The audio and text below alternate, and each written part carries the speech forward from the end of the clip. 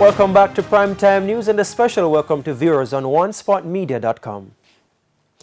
Up first this evening, as the country's teachers, students and parents gear up to start the new school year online, Education Minister Favour Williams is pledging to increase efforts to reach more students with teaching and learning initiatives. She was speaking in her annual back-to-school address. Internet access problems, inadequate devices, difficulties with online teaching and learning pushed thousands of children out of school in the last academic year. Issues not lost on the Education Minister. Speaking Sunday in a national broadcast, Favour Williams said her ministry is increasing avenues through which students can access the lessons. For this school year, we've added audio learning apps that can be downloaded on your phones wherever you or students are located. We also launched two 24-hour television channels, one for our primary school students and the other for our secondary schools. Live and recorded lessons will be available 24 hours per day, 7 days per week. Even if you only have a rabbit ear television, you can access our 24-hour television channels.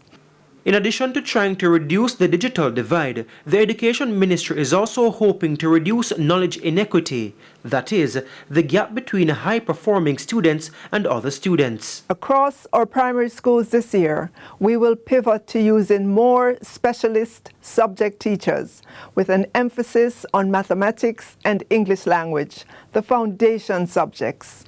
In our near future, gone will be the days of one teacher in a primary school classroom teaching all subjects.